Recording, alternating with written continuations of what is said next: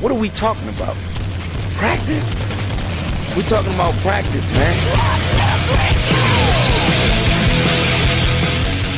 This is UnCleated with Garrett Gibbs, Tyler Mitchell, and Jason Bishop. In my opinion, that sucked. We failed to make our coaching points and our points more compelling than their fat little girlfriends. Oh my God, did he really just say that?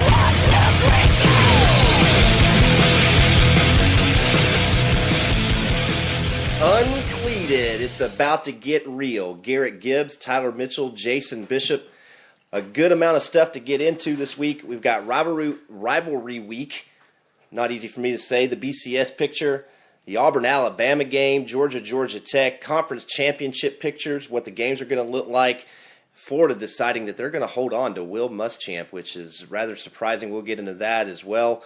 Also, we've got headlines that we've got to get into.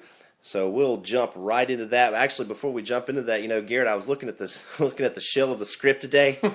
It's all college football, man. I was gonna say, man, what's up with that? I mean, I guess it's just that time of year, with all the conference championship games coming up and the national championship game just month and a half, 2 months away. I mean, getting down to the nitty gritty. Yeah, I walked in, the producer handed me the shell, and I was just, there's nothing else but college football. Guys are like, yeah, go with it. Yeah, hey, you're the boss. I'll do what you tell me to do. Well, let's go ahead and get into headlines.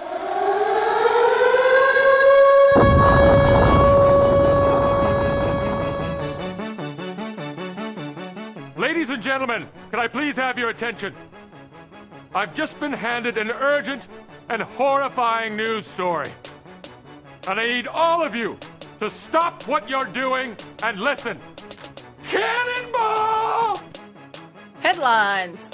Kevin Sumlin at Texas A&M signed a contract extension. I think it's 6 years, but it looks like they're wanting to hold on to him there in College Station, and I think it's a good thing for the Aggies and to see.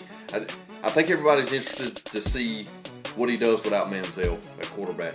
So, but he's going to get his chance. Well, guys, looks like we have more bad news for the Bulls. Derrick Rose goes down again. It's not his ACL this time. Looks like it's a torn meniscus. Only 25 years old, Derrick Rose has already been plagued with injuries past 3 years, playing somewhere around 20% of the games, including 10 this year, 10 out of the only 14 or 15 they played. It's not looking good for the Bulls. You have guys coming to the end of their contract. Lou Alcind's going to be a free agent next year. What do the Bulls do at this point? They gave it a good fight last year in the playoffs without Derrick Rose. They were looking to be a really strong team with Derrick Rose this year. All I can say is good luck to the Bulls. They're going to need it. Last week I mentioned where had Jonathan Martin gone. Well, he is now back in the news. The Dolphins have placed Jonathan Martin on the non-football injury list, basically telling everyone that he is not going to be back at all for the remainder of the season. Also, the Dolphins will get the option of not having to pay Jonathan Martin the entirety of his base salary, which is right a little bit over $600,000 per year, so they're not going to have to pay all of that. They'll get to pay him a certain percentage from here on out. So Jonathan Martin not back with the Dolphins for the remainder of the season. Of course, Richie Incognito is back in team facilities, so it makes me wonder what Martin's future with the team will be going into next year. Out in L.A., also, the Los Angeles Lakers re-signed Kobe Bryant to a 2-year extension, it looks like, worth about $48.5 million. I don't think that's a good investment. I think that's too much money they spent on the guy. I know he's done a lot there in LA. If he's not on the roster, they don't win the championship. They don't win near the championships that they have won, and I just think it's too much money for an old guy. He's 35 years old this season, and too many miles on them knees. Well, for the second time in Hall of Fame history in the Major League Baseball, we're looking to induct possibly 2 teammates, Greg Maddux and Tom Glavine. It'll only be the second time. The first time was in 1974 when it was Whitey Ford and Mickey Mantle. We all know that Maddux and Glavine have had a strong run in Atlanta, looking to make some more news and some more headlines with their induction to the Hall of Fame. Just be another chance for them to make history after their 14 consecutive division titles. And those are your headlines. Tragic death this week. Just a few days ago. Actor Paul Walker, out of nowhere. Yeah, 40-year-old guy never looked his age, but star of all the Fast and Furious series out there. I think they're currently working on number 7. 7, 8, 15. I'm not sure how many. Yeah, I think it's number 7. Not 1, not 2, not 3. I think that's ironic that I guess that happened to the guy. I just hate it for his family. I think he's got a 14-year-old daughter named Meadow, and it just it's tragic.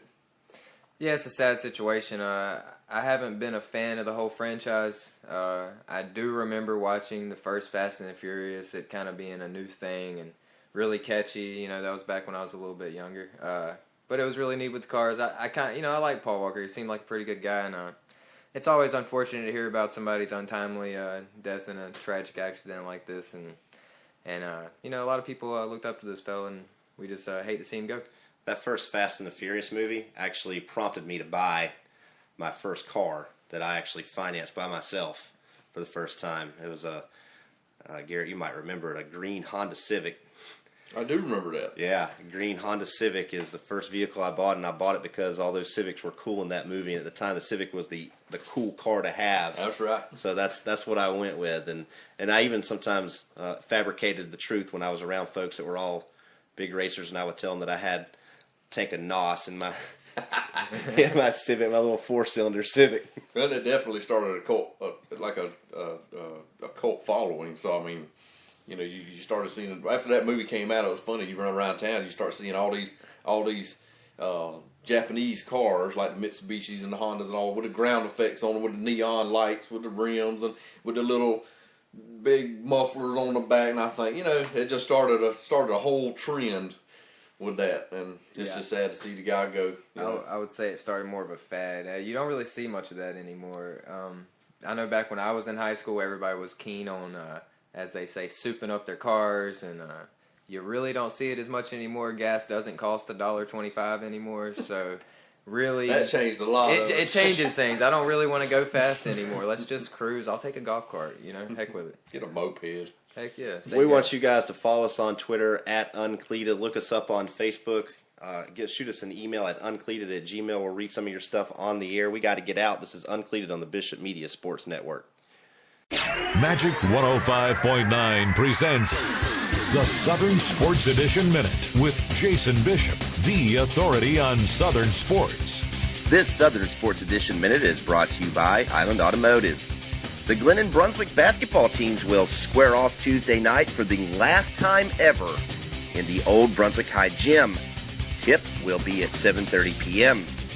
The Terror football program had 2 players selected to take part in a couple of different all-star games. Emmett Thomas and Cordero Stout. Congratulations. This has been your Southern Sports Edition Minute, a product of the Bishop Media Sports Network, brought to you by Island Automotive.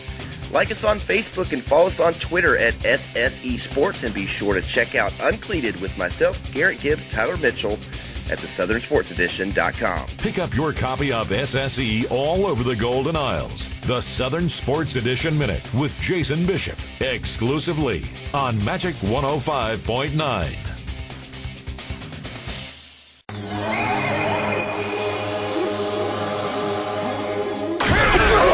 D1 football coverage. I mean real football coverage. Your answer then is Southern Sports Edition and the SouthernSportsEdition.com. SouthernSportsEdition.com. From high school football to the pros, no one knows more and has better perspective on the teams you care about. Bulldogs, Falcons, Braves, and everything Southern Sports. The Southern Sports Edition and the SouthernSportsEdition.com has names you know and trust. Guys from here, born and raised. Names like J.C. Outlaw, Kevin Price, Jason Bishop, and many more you know and trust. Ask your mom now. They'll tell you. The Southern Sports Edition and the SouthernSportsEdition.com. SouthernSportsEdition.com is your unmatched source for Southern sports, period. The Southern Sports Edition at the SouthernSportsEdition.com.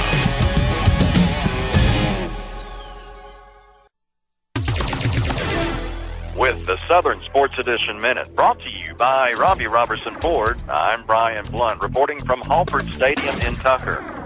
In the world of high school football, the Ware County Gators' run into the playoffs ended Friday night with a 29-0 loss at the hands of the top-ranked Tucker Tigers in round 3 at Tucker on a very frigid evening.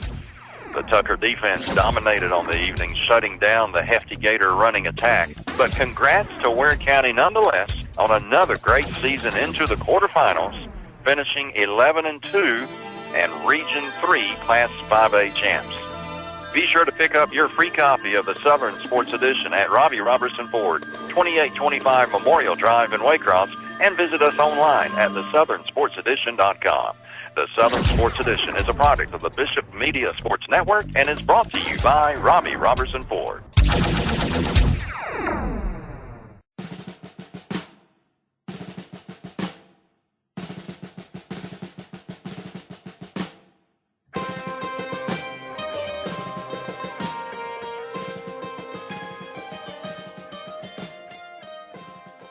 Welcome back. UnCleated on the Bishop Media Sports Network. Garrett Gibbs, Tyler Mitchell, and myself, Jason Bishop. Another wild and crazy week in the BCS. College football, it seems that if it's going to happen, it will happen, or if there's a chance of it happening, it will in college football in the BCS. So we have undefeated Alabama go down to Auburn. We'll talk a little bit more about that coming up. But what does that mean for the BCS picture? Well, I think, logic tells you that you still have 2 undefeated teams left. You got Florida State, and then you have the Ohio State Buckeyes. And I think you're gonna have Florida State slide up into the 1 spot, and then you're gonna have the Buckeyes gonna slide up into the 2 spot in the BCS rankings. And then the question comes in, where's 3 through 10? And it looks like Auburn with a big win over Alabama. Looks like they're at least going to be 3, if not 2. You can make an argument over whether you want to jump them or not. But, definitely the question I have is who's going to play for the title now? The SEC might have their streak broken because of the Alabama going down Saturday. Well, who's going to play for the title? I think that question really depends on who's going to play for the SEC title. I mean, who's going to win it? We know who's playing for it now. That's going to be very telling on what leads to the 1 and 2. Well, I think we figured out who's the number 1. I think everybody can agree that FSU has a pretty solid hold on the number 1 spot. But I think there's a good chance for an SEC team to have a fight with Ohio State for that number 2 spot. I don't know. What do you think, Jason? The SEC has cannibalized itself more so this year than normal. Every team in the conference has a loss, at least one. You asked me the question of what I think. I look at it in 2 different ways. I'm always a big proponent of who deserves to be in that championship game over maybe who is better. So if you look at the records, the 2 most deserving teams, Garrett, you brought this up, there are the 2 undefeated teams, Florida State and Ohio State. Those are the 2 most deserving. But then I kind of started thinking about it, and I said, how deserving are those 2 teams? And so I started looking back at their schedule and their scores, and neither one of their schedules is impressive. The difference is, to me, Florida State, pretty much everybody they've played that they've been better than, they've rolled. They've woodshedded. Ohio State, everybody they played that they're supposed to woodshed, they don't. They squeak, eke, scrape by as best they can and find a way to win games late. The Michigan game that just happened, they basically had that game handed to them. So then you look at the SEC teams and the gauntlet that they play, and Auburn, Missouri, they're going to be, whoever wins that game is going to be a 1-loss SEC champ. We talked about that a couple of weeks ago. Typically, if you have a team that's undefeated or a 1-loss team that doesn't have a strong schedule, that a 1-loss SEC champ gets in. Right. I'm going to stick to my guns. I honestly think that despite the fact that you're going to have a 1-loss SEC champ, if Ohio State gets by Michigan State and if Florida State gets by Duke, those are the 2 teams that I think should play. I mean, when did you think you'd be able to say coming in the last week of the season that, if that number 1 team can just squeak by Duke, they're gonna have a shot at the national championship? Yeah, we'll talk about that coming up too in the conference championship segment. Yeah, I think, like I said earlier, I think that logic tells you that the 2 undefeated teams should play for the title. But that being said, I think your SEC champion, you're going to have a number 3 team versus a number 5 team in the SEC championship, and I think if whichever team wins should jump Ohio State simply because of the strength of schedule, the quality, number of quality wins. I mean, because every week you're playing a top 10 team in the Southeastern Conference. That's a good point, and I think that's really going to. We've already got the AP poll that's come out, and I think it's really going to depend on the Harris poll, and then of course the BCS comes out Sunday night. I think it's really going to, that fact of if an SEC one-loss can jump Ohio State, it's going to depend on how close they are to Ohio State. Ohio State, look, make no mistake about it. In the Big Ten championship game next week, Ohio State really needs to blow out Michigan State. That game doesn't need to be close if they don't want to have any chance of a one-loss SEC team jumping them. I agree. Yeah, they really got to put some work in over this next week. They need a decisive win. We haven't seen that from them really much at all this year. FSU doesn't seem to have a problem creating a decisive gap in the score between the two teams. Ohio State, man, they're just. I don't know if I see it. I really think I think the SEC's push with the teams they play, especially if it's Auburn that goes in and just destroys Missouri. I think it's a pretty easy argument to say they come in for the fight. Where I fall on that fence, on what side of the fence I fall on, is if you play a weak schedule, then what I need for you to do to earn your way into a championship game, if you go undefeated in that weak schedule, everybody on that schedule, you need to blow them out. You need to prove that you're that much better than all those inferior opponents on your schedule. And if you don't, then I think it opens up the book to be debated on whether or not you're better than a one-loss SEC. Remember TCU a few years ago, that's exactly what they did. They played a weak schedule, but they beat everybody by 30. Yeah, they were scoring 60, 70 points a game. Exactly. Right. Yeah, I mean, FSU's definitely got that. The key thing I see difference between Florida State and Ohio State is Florida State actually has a defense. Ohio State doesn't. You give up 41. I know it's a rivalry game, okay, but you give up 41 to Michigan. But you're who had struggled offensively all year, right? And to give up 41 to a team, and then you're going to turn around and say that you're one of the best in the country. No. UnCleated on the Bishop Media Sports Network. Garrett Gibbs, Tyler Mitchell, Jason Bishop. Tyler? Yeah, I agree. FSU's really laid out the blueprint of how you overcome the argument of a weak schedule. Basically, you overcome it by scoring 70 points and limiting your opponents to 3 each game. The only game Florida State struggled in was Boston College. Granted, that was a game game they should have won handily, but that's it. Every other opponent they played, including the ranked ones, they have blown out of the water. Anytime you go to Clemson in their backyard and beat them by 40, that says something. Yeah, I don't really recall that happening too often. Yeah, well, we got to get out. This is UnCleated on the Bishop Media Sports Network. With the Southern Sports Edition Minute, brought to you by Robbie Robertson Ford, I'm Brian Blunt, reporting from Halford Stadium in Tucker. In the world of high school football, the Ware County Gators' run into the playoffs ended Friday night with a 29-0 loss at the hands of the top-ranked Tucker Tigers in round 3 at Tucker on a very frigid evening. The Tucker defense dominated on the evening, shutting down the hefty Gator running attack. But congrats to Ware County nonetheless on another great season into the quarterfinals, finishing 11-2 and Region 3 Class 5A champs. Be sure to pick up your free copy of the Southern Sports Edition at Robbie Robertson Ford, 2825 Memorial Drive in Waycross, and visit us online at thesouthernsportsedition.com. The Southern Sports Edition is a product of the Bishop Media Sports Network and is brought to you by Robbie Robertson Ford.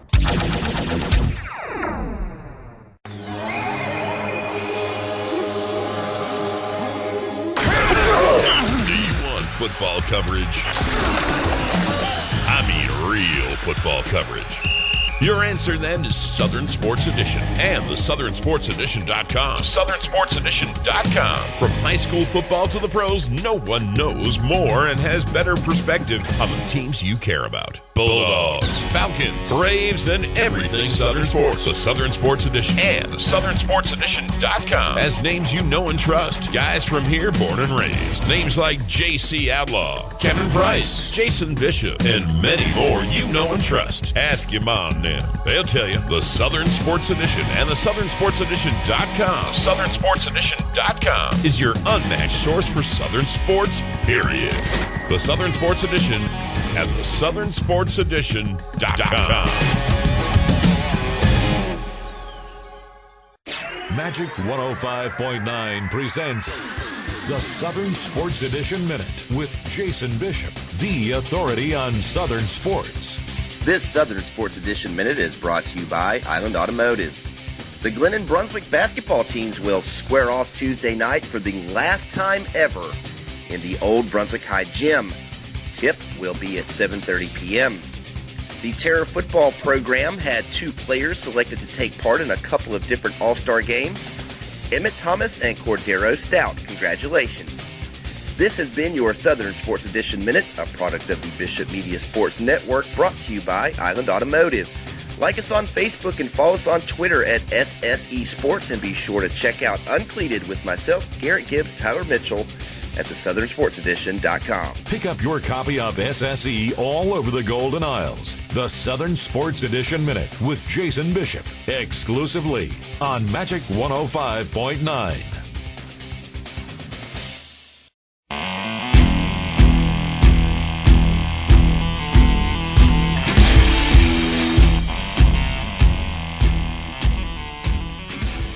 Back, UnCleated on the Bishop Media Sports Network. Garrett Gibbs, Tyler Mitchell, myself. I tell you what, the Auburn Tigers have definitely got, you call it what you want, divine intervention, team of destiny. The last 2 games, the prayer at Jordan Hare against Georgia that gets answered, the Hail Mary, and then goodness gracious, they take down the mighty Tide. But did they do it dramatically or what? I think that 1 second left on the clock at the end of that game was just that's the kryptonite. I think it could have gone either way, but you know, when Yeldon runs out of bounds at the end of the game, the clock runs out, or they review it, give him 1 second because he was out of bounds. They had 1 second left, and I think Saban was trying to go ahead and get the win and get out of there, thinking that, a miracle field goal, and it ended up biting them in the butt. I mean, coaching decision. That's why they get paid the big bucks. Yeah, definitely bit them pretty hard. 108, 109. I guess it's debatable how far the return was, but does it really matter? I mean, either way, it was a field goal return to win the game against the number 1 defending champion. Does it get any better than that for an Auburn fan? Two things. Alabama's had so many things go right for them over the last little stretch, this last 3-4 years. All the little breaks, all the little bounces. All the little caught, tipped passes 5 yards short of the end zone in the SEC championship game, those things have always gone Alabama's way over this stretch.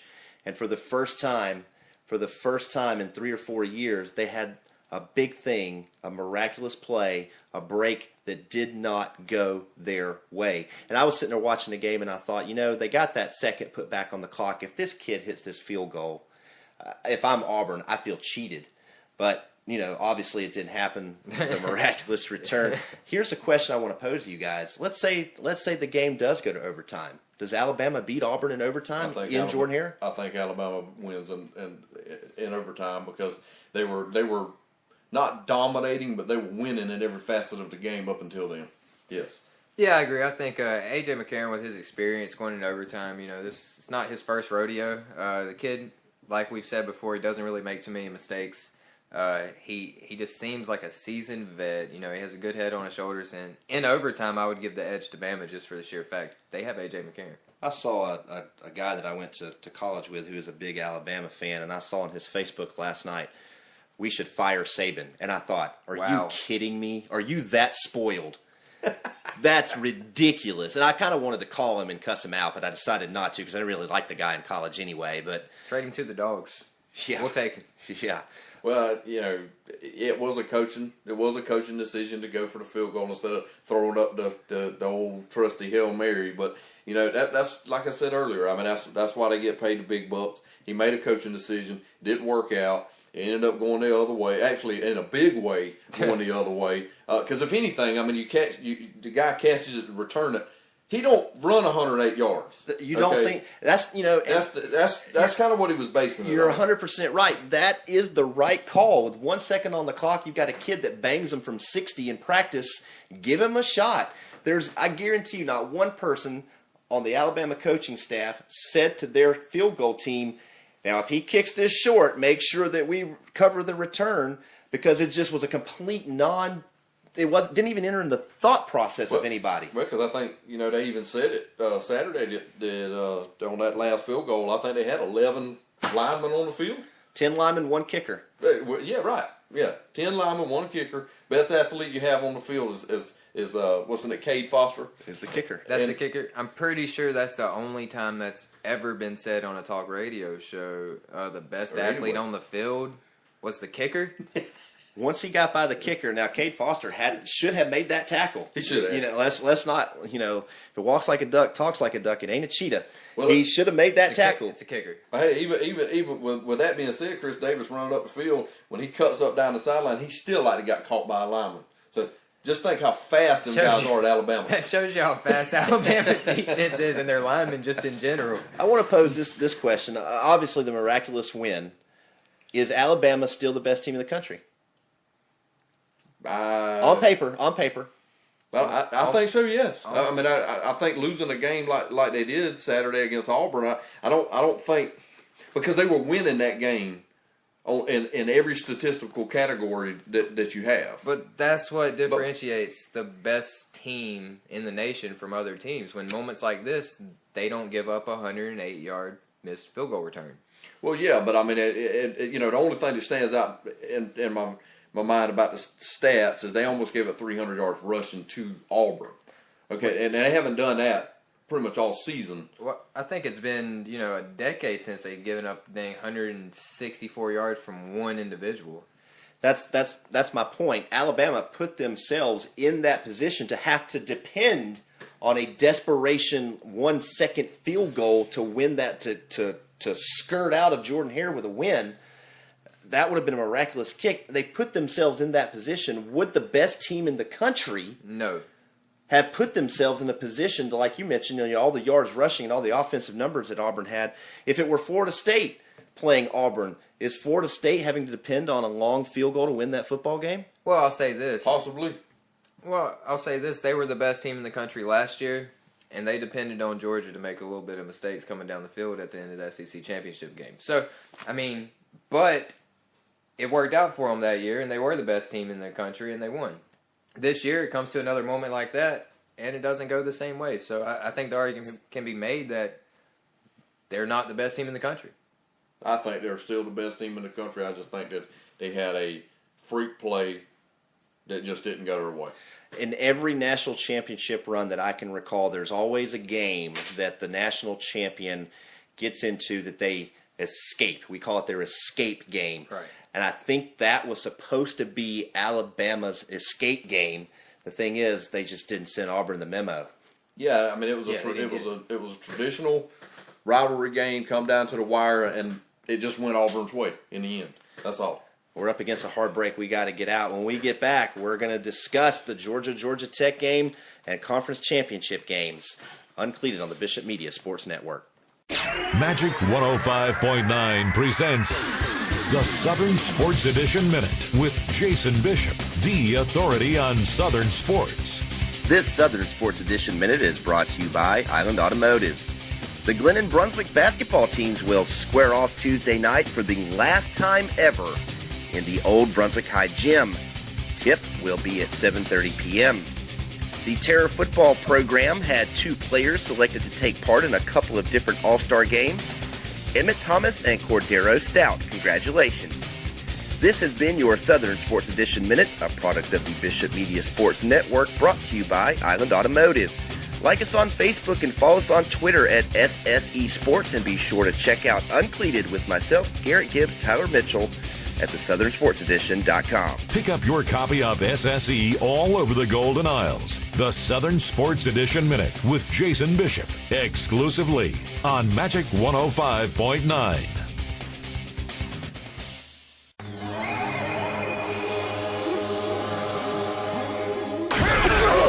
D1 football coverage.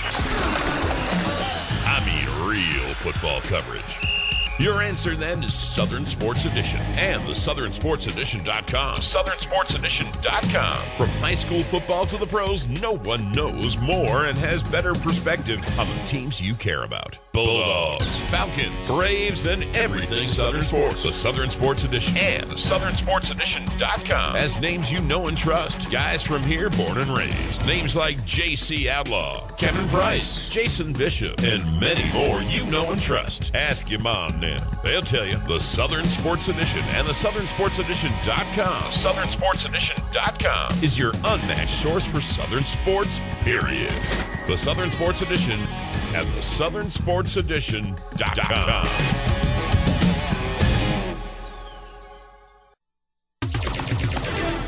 With the Southern Sports Edition Minute, brought to you by Robbie Robertson Ford, I'm Brian Blunt, reporting from Halford Stadium in Tucker. In the world of high school football, the Ware County Gators' run into the playoffs ended Friday night with a 29-0 loss at the hands of the top-ranked Tucker Tigers in round 3 at Tucker on a very frigid evening. The Tucker defense dominated on the evening, shutting down the hefty Gator running attack. But congrats to Ware County nonetheless on another great season into the quarterfinals, finishing 11-2 and Region 3 Class 5A champs. Be sure to pick up your free copy of the Southern Sports Edition at Robbie Robertson Ford, 2825 Memorial Drive in Waycross, and visit us online at theSouthernSportsEdition.com. The Southern Sports Edition is a product of the Bishop Media Sports Network and is brought to you by Robbie Robertson Ford.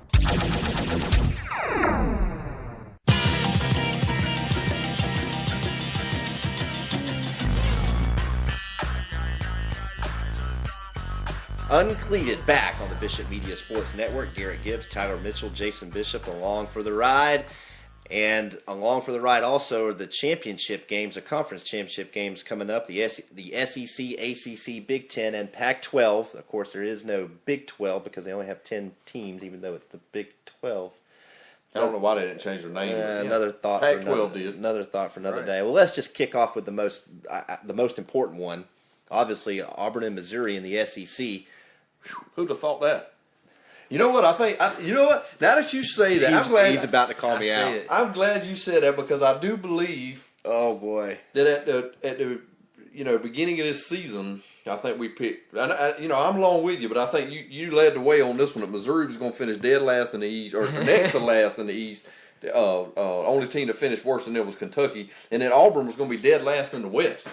We didn't pick them to even win a conference game. Yeah, I think I did say and that. Now they're on the verge. Now they're on the verge of playing for a national title. Man, you have a memory like an elephant. That was months ago. Don't mess with me, cuz I carry a notebook in my back pocket. Is that what that is? Oh, goodness. Well, in your defense, Jason. Thank you. There is none, exactly. There is no defense. You're getting That's killed. the point. I'll start out by saying this is going to be a heck of a game, guys. It has tremendous implications in the national title game. Who's it going to be, Auburn or Missouri? Honestly, if you'd asked me 2 weeks ago, Auburn would have 2 more losses on their record right now, and they'd be watching from the sidelines. What happened?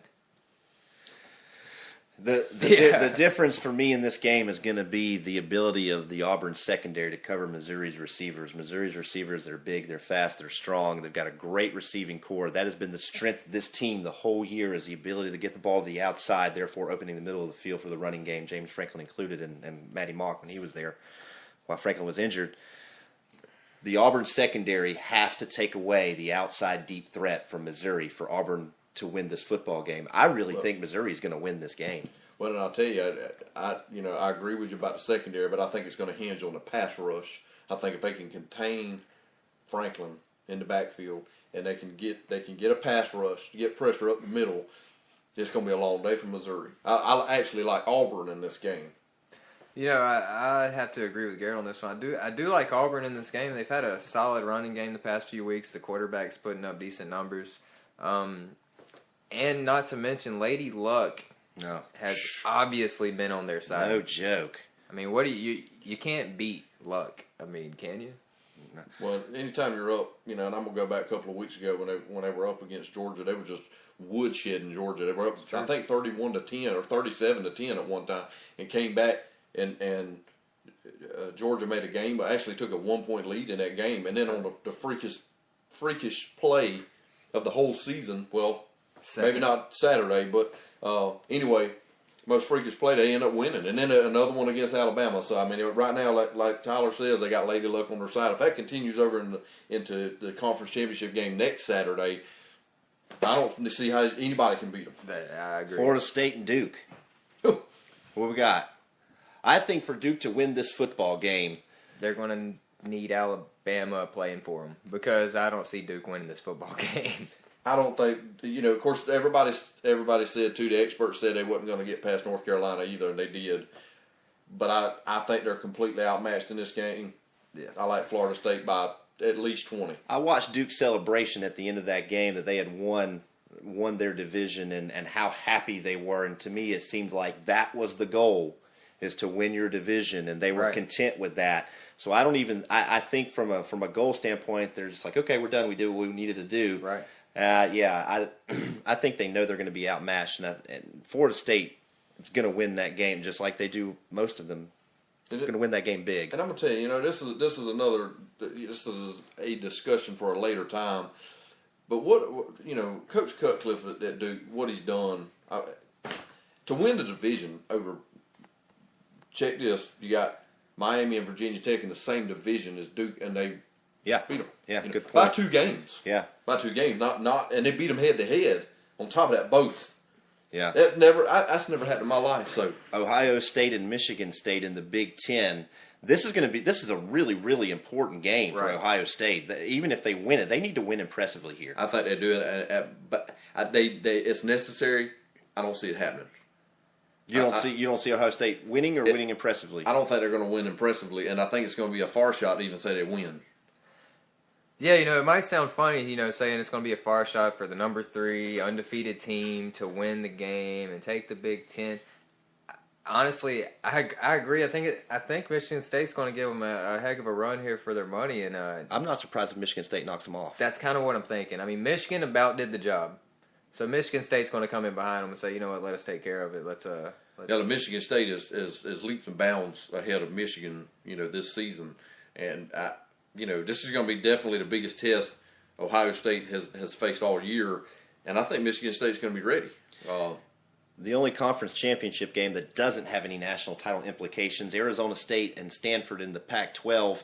Arizona State, hold on now. I think everybody's kind of saying, oh, well, Stanford's going to win this game. Hold on now. Arizona State has a very good year. They've only lost 2 games, and if they hadn't had a miracle finish at the end of one of those games, they'd be one of those one-loss teams. That's right. And ranked ahead of Stanford. So, be careful here, Stanford. Arizona State's a lot better than you think, and actually, I'm going with the Sun Devils to beat Stanford. Yeah, I think it's not too far to say that Arizona State might drop 30 on them.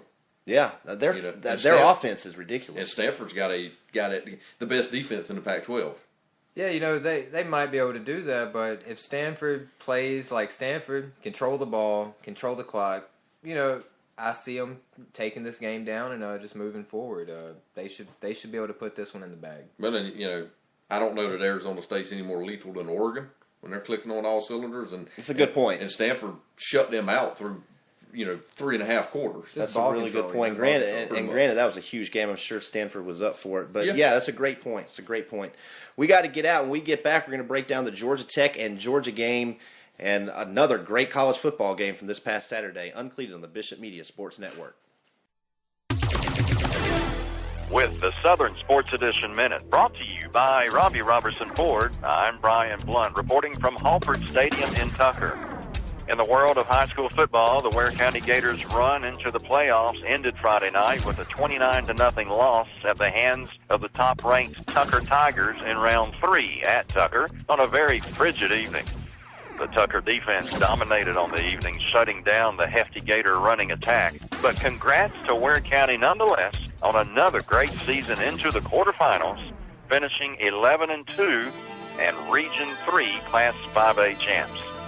Be sure to pick up your free copy of the Southern Sports Edition at Robbie Robertson Ford, 2825 Memorial Drive in Waycross, and visit us online at thesouthernsportsedition.com. The Southern Sports Edition is a product of the Bishop Media Sports Network and is brought to you by Robbie Robertson Ford.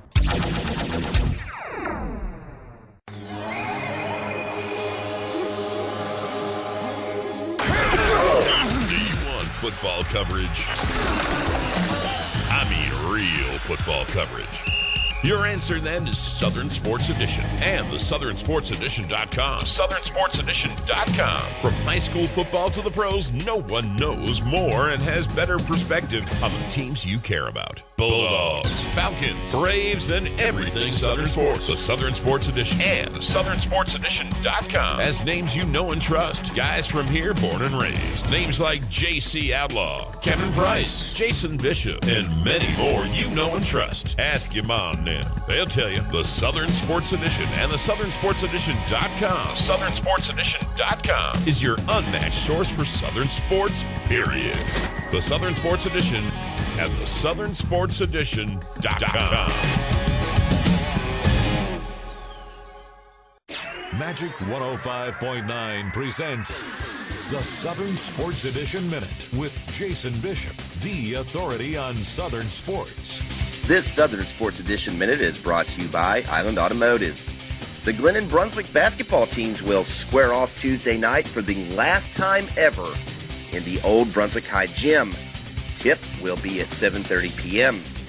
The Terror football program had 2 players selected to take part in a couple of different all-star games. Emmett Thomas and Cordero Stout. Congratulations.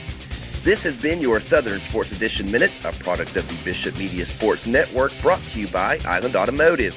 Like us on Facebook and follow us on Twitter at SSE Sports, and be sure to check out UnCleated with myself, Garrett Gibbs, Tyler Mitchell, at thesouthernsportsedition.com. Pick up your copy of SSE all over the Golden Isles. The Southern Sports Edition Minute with Jason Bishop, exclusively on Magic 105.9.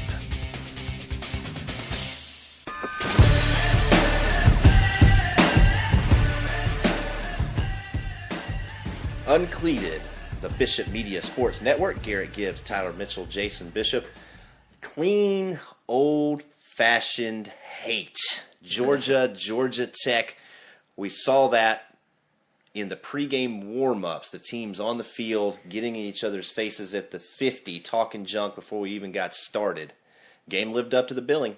It did. It came down to overtime, and I thought Georgia was gonna give it up there at the end, but to come from a 20-0 deficit, they played hard second half, and I tell you, I'm looking at the numbers on this game, and I see that Georgia Tech actually had 232 yards passing in the game. They didn't have 232 yards passing the whole season, and they just doubled that total in one game. So I don't know. It was just a heck of a game. It lived up, like you said, lived up to the billing.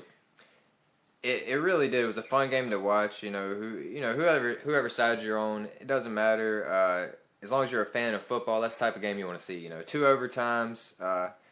It was just back and forth, especially 20 points down. I'm beginning to think this is UGA's MO. They're going to come in every game, go down by about 20, 27 points, and then make it a show here in the fourth. So Georgia knows how to make the game exciting. I will say that. Hasn't been in their favor recently, but yesterday it was. It was a fun game to watch. Georgia Tech, every time they hear the rumblings of fire Mark Richt, they absolutely get behind that. Mark Richt, in the 13 years he's been at Georgia, he's only lost to Tech one time. So Tech would love to see Mark Richt go somewhere else. Yeah, he's owned them, to say the least. Yeah. He has. We've had Georgia Tech's number for quite some time now. That's not to say they haven't given us some difficult games here in the past, but usually, just like I was saying, it's not in that stat column that they're putting up the numbers. Typically, they're just running the ball all over us. But it was fun to see them mix it up, throw the ball. It was just a fun game to watch. It was really evenly matched after you got past that 20-point deficit. That's really, since Tyler brought that up, evenly matched. I mean, both of them had 25 first downs, and they both went 7 of 15 on third down. Well, that's pretty impressive. I mean, it seemed to be. I'm not saying the stats were impressive, but I mean, it seemed to be. I didn't realize how closely matched they really were. They really are. They came into the game with identical records and identical conference records. Yeah. So these two teams were really exactly in the same point as far as I guess in their seasons. Which we haven't said that about Georgia in a while. Yeah, and then on paper, sure, Georgia had the better team, from an athlete standpoint. And again, a common problem. You mentioned the passing yards. If it's not the rushing yards, it's the passing yards. But it always comes back to the defense. Georgia had to pull out they were down 20-0 at one point. And with a backup quarterback, they had to come all the way from behind and pull out a miraculous win because the defense didn't play well. Well, and I can live with 232 through the air. It's the 263 on the ground that's the problem. And all season, Georgia's defensive woes has not necessarily been in the passing game. It's been all in the running game. I mean, they're averaging 200 to 300 yards on the ground. When they play a marquee team, they're giving up 200 to 300 yards on the ground, and they don't have to throw the ball. And another 500-yard game the defense allows. Another one. Right. I think that's every week. And I agree with you. They give up run after run after run. If there's one thing they're consistent at, it's at giving up a high number of rushing yards. But that said, they tend to always give up a few big passes a game. Whether the team puts up 200 or 400 passing yards, there's typically a few plays during the game where someone gets completely toasted and the other team scores quick, and that seems to have been killing Georgia this year. Well, and until Georgia develops a solid pass rush, they're not gonna. With a solid pass rush, if you got a good scheme, you can kind of eliminate some of the runs and the pass at the same time. If you can get in the backfield and disrupt whatever they're planning on doing, it don't matter if they're running or throwing. It doesn't matter until they develop that. They're not going to be in the upper echelon of the defenses in the Southeastern Conference. Epsilon, you only get that here on UnCleated. I thought that was that new pill I saw on the TV the other day, but I wasn't sure. Does that have any side effects too? We make you smarter. Is that what it is? At least you feel smarter after listening to us. But debatable. New poll coming out next week. Yeah, that's right. Hit us on the email. The question I want to pose really quick. We have this conversation every week, and I think it's now that we're starting to wind down the season, it's becoming more and more of a reality. Todd Grantham, does he come back? Is there any chance he comes back? I think there's a chance he comes back, yes. Yeah? What's the chance? 1 in a million? I mean, there is a chance, but would I have him back? What have you been doing for us? And by us, I mean Georgia.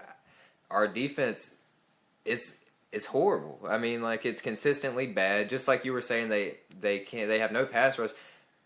Every time I sit down and I'm watching the game, I never see any Georgia players in the backfield ever. Well, I say that I knocked their pass rush so hard, but when they played Auburn a couple of weeks ago, I mean, the last drive of the game for Auburn, they get the ball 2 out of the 3 downs. He's sacked. I mean, for big yards, it's like 4th and 18. But then that's the kind of what I'm talking about. It seems like that their scheme on 3rd and longs and 4th and longs, all you got to do is throw it right over the middle, because there's nobody there for Georgia. It's like they don't have a great scheme. They run complete prevent and they just leave the middle of the field wide open. No pass rush. What I hear out of Athens as far as that defense goes is that you mentioned scheme, that the scheme that Grantham is trying to incorporate into that Georgia defense is so complicated that the kids are having a tough time wrapping their mind around where they're supposed to be on certain plays and certain down and distance. And that they just have so many things going on that they just don't know where they're supposed to be. And plus, it's a young defense on top of that. It just seems like it's a perfect storm this season because it's never been this bad. But yeah. But Georgia fans, hold your head up high because Hudson Mason looks like he's going to be good next year. We'll see. I don't think he's going to miss a whole lot. And when we get back, we're going to break down, discuss, actually, Florida's keeping Will Muschamp uncleated on the Bishop Media Sports Network. Magic 105.9 presents the Southern Sports Edition Minute with Jason Bishop, the authority on Southern sports. This Southern Sports Edition Minute is brought to you by Island Automotive.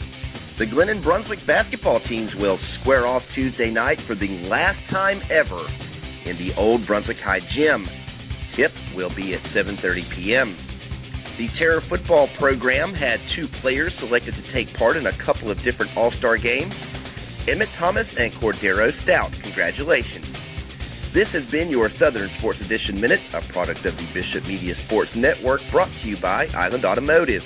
Like us on Facebook and follow us on Twitter at SSE Sports, and be sure to check out UnCleated with myself, Garrett Gibbs, Tyler Mitchell, at theSouthernSportsEdition.com. Pick up your copy of SSE all over the Golden Isles. The Southern Sports Edition Minute with Jason Bishop, exclusively on Magic 105.9.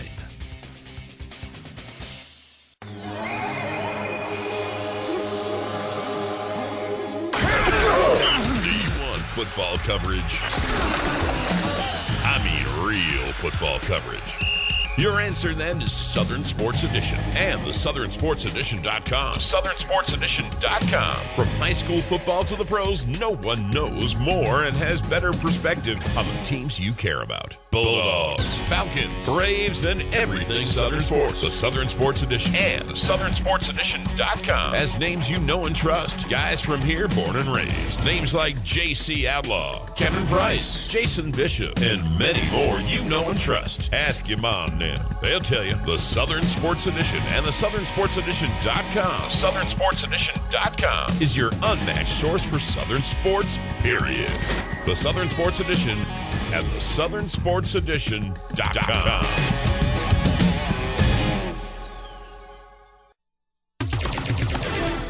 With the Southern Sports Edition Minute, brought to you by Robbie Robertson Ford, I'm Brian Blunt, reporting from Halford Stadium in Tucker. In the world of high school football, the Ware County Gators' run into the playoffs ended Friday night with a 29-0 loss at the hands of the top-ranked Tucker Tigers in round 3 at Tucker on a very frigid evening. The Tucker defense dominated on the evening, shutting down the hefty Gator running attack. But congrats to Ware County nonetheless on another great season into the quarterfinals, finishing 11-2 and Region 3 Class 5A champs. Be sure to pick up your free copy of the Southern Sports Edition at Robbie Robertson Ford, 2825 Memorial Drive in Waycross, and visit us online at theSouthernSportsEdition.com. The Southern Sports Edition is a product of the Bishop Media Sports Network and is brought to you by Robbie Robertson Ford.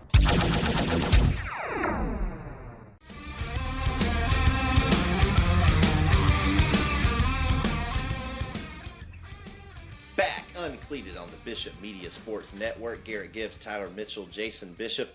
So the University of Florida has come out in support of Will Muschamp, and they have gone on record to say that, yes, he will be given a mulligan for a 4-8 disaster of a year, and he will be given a second chance next year. Well, bad year for the Gators and the Gator fans. I know they're just stewing down there because I remember not too many years ago that there was a fellow named Ron Zook. I don't know if anybody remembers him. Well, it seemed like years ago, but Ron Zook took over after Spurrier left, and he didn't really do that bad. I mean, considering, but they gave him 3 seasons? 3 seasons. And they fired him in the middle of the 04 season. Actually, I take that back. He was there for 2 seasons. Two and a half. Yep. Because they fired him midway through the 04 season. So that's right. And I don't. They don't really have a tolerance, for losing very many times. I mean, 2 losing seasons and you're out the door. And I think he got terminated after an 8-4 season.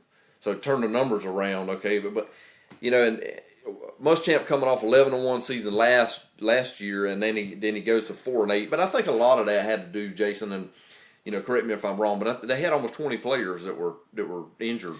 Season-ending. 19 season-ending injuries to players that either start or play significant roles on the team. 19 of them gone for the year. That is a big deal. So that's almost your whole entire team, offense and defense.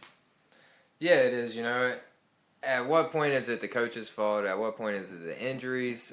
Either way, when you lose 7, 8 games in a row, I don't care who you blame it on, but the coach has to take something for it. You have to take some credit for it. You have to do something. I will say this, he is a lucky man to still be coaching at Florida. I haven't seen anything like this really happen down here in the South and in the SEC. So congratulations Gainesville. For keeping your job. I will say that. Especially Gainesville. Gainesville's the hardest place in the world, I think, to coach. Cutthroat, you know. Tyler, you mentioned responsibility, and I agree. It falls on Will Muschamp, even with the injuries, and here's why. Even when you have this many injuries, it sucks. I understand that. It's an unfortunate break. But then that comes down to recruiting. Who do you have behind these kids that are starting? Where's the talent behind them, the sophomores and the freshmen that you have brought in? Muschamp has not done a good job to this point at recruiting to the University of Florida. That's why his team is so thin. When he lost all those starters, you saw the lack of recruiting because there's not a lot of talent behind those kids. So now the question is, and this is a head scratcher for me, so you're going to bring him back. You had a terrible year.